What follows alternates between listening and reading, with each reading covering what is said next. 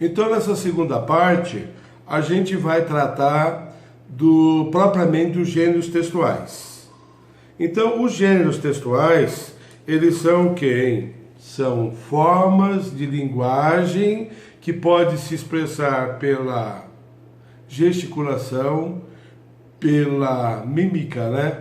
Ou de forma escrita ou oral. Então, o texto dos gêneros textuais, ele não precisa de ser somente escrito.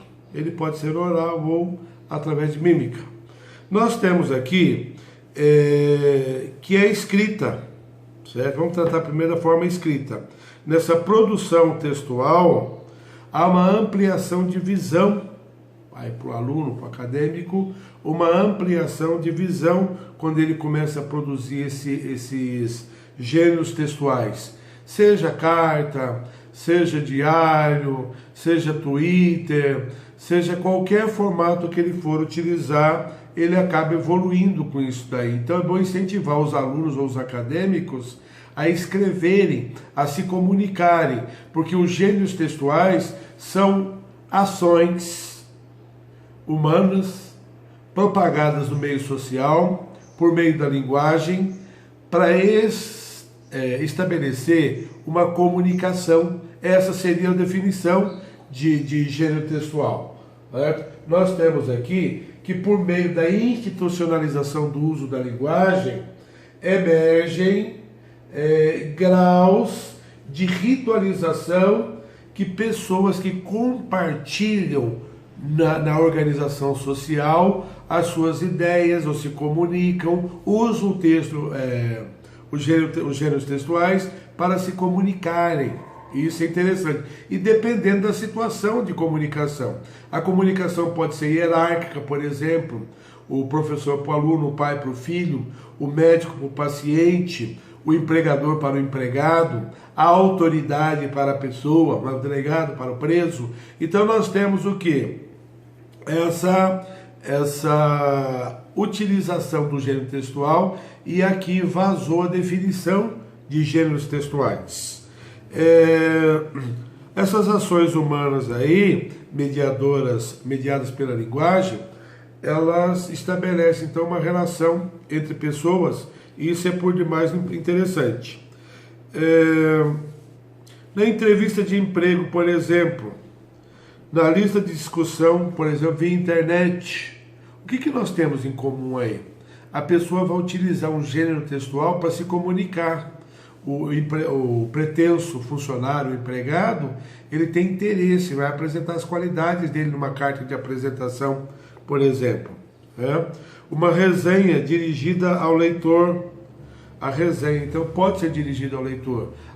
Publica-se o livro, a editora pede para que seja elaborada uma resenha sobre aquele livro, e geralmente tem. Quando você abre ali na biblioteca virtual, existe uma resenha do livro contando mais ou menos, e geralmente essa resenha tem por base a apresentação feita pelo autor do livro, certo? Não há esse profissional ainda que desenvolva esse tipo de texto. Então, os gêneros textuais, ou gênero textual, é uma combinação entre elementos linguísticos de diferentes naturezas. Então, para produzir o gênero textual, eu posso utilizar o formato lá da tipologia textual: narrativa, dissertativa, injuntiva, expositiva. Então, eu posso me valer de qualquer formato lá para poder escrever. Então, o texto pode ser narrativo, descritivo, dissertativo, expositivo e injuntivo. Sem nos esquecer que você pode combinar. É difícil produzir um texto em sua pureza na tipologia textual. Então eu não consigo usar só o dissertativo. Posso usar o dissertativo argumentativo, o dissertativo expositivo. Então há uma mesclagem ali. E quando se fala nessa mesclagem, há o predomínio de uma desses textos, desses tipos textuais. Na dissertação, o dissertativo.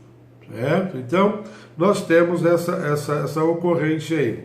Então, o gênero textual, dessa combinação de elementos linguísticos, ela se utiliza, ou ela usa formatos fonológicos, morfológicos, lexicais, semânticos, sintáticos, oracionais, textuais, pragmáticos, discursivos e até ideológicos. O texto, claro, pode expedir, pode expressar uma ideologia. Isso não é tão anormal assim, pelo contrário, é normal. A origem do texto, ele descobre a experiência humana desses textos. Então, como que surgiu o Twitter? A necessidade de ter um meio de comunicação com limitação de palavras e tal. Então foram colocando esse formato aí. Existem alguns gêneros textuais que são abandonados, como no caso do diário. A pessoa mantinha um diário e anotando ali nesse diário as ocorrências do dia, a impressão dela. Isso acabou, certo? As meninas não usam mais isso daí. Veio o formato diário eletrônico, isso já foi vencido, mas a pessoa pode criar lá um canal no YouTube e contar o que se passou no dia, o que ela sente e tal, e não tem o objetivo de manter segredo como diário, pelo contrário, é uma exposição. Então nós estamos também estabelecendo com esses novos formatos de gêneros textuais, nós estamos estabelecendo novas formas de relacionamento, ou modificando alguns gêneros textuais. Ao invés de ser secreto, ele é público, tem a ideia de publicizar ele, da publicidade. É bem diferente. Então, alguns surgem, outros desaparecem, né, dos gêneros textuais. A função dele, ele é estruturador da cultura e institui o uso da linguagem. Como institui a cultura? Como que a gente se comunica? Como que a gente se trata? Qual que é o formato? Eu uso a linguagem formal ou a linguagem informal? Então, o uso da linguagem aí, os formatos que você... Isso tudo faz parte da cultura, a forma de comunicar de um povo e o uso da linguagem que se faz. As práticas sociais ou atividades sociais, ela pode ser o atendimento a um cliente, uma aula na universidade, com forma de gênero textual, uma consulta médica, uma entrevista de emprego. Os papéis sociais. Então, quais são os papéis sociais? Eu já falei, relação de poder, por exemplo, é um papel social. Há vários gêneros textuais nessa relação de poder, então. Carta ao empregador, a relação do aluno com o professor, com o pai, com o empregador. Tá? E na estrutura aí dos gêneros textuais eu tenho a prática, o que se elabora, certo? O papel, qual que é a função deste gênero textual e a linguagem que estabelece, que concretiza os dois e possibilita a sua utilização no meio social, na organização social. Né?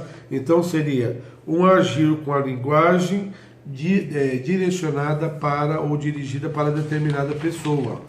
Essa que é a ideia, então. Então, nos parâmetros curriculares nacionais para o ensino médio, a linguagem é expressa como uma forma de orientação para a vida social.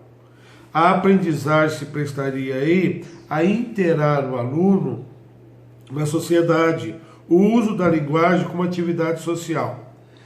É um novo direcionamento que surgiu, que já está até esse parâmetro curricular nacional, ele já está superado, mas ele não conseguiu nem ser aplicado, porque ao invés de ensinar isso para os alunos, os professores da língua portuguesa se prendem a regras, ficarem passando regras para os alunos, e regras sem fim.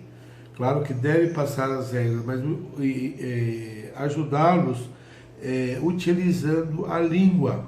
A utilização da língua é por demais interessante, como incentivar o uso de cartas, certo? Escrever cartas, apreciar uma obra artística, por exemplo, como você vai lá, coloca uma foto de uma obra, por exemplo, de Portinari, e manda o aluno escrever, dê os parâmetros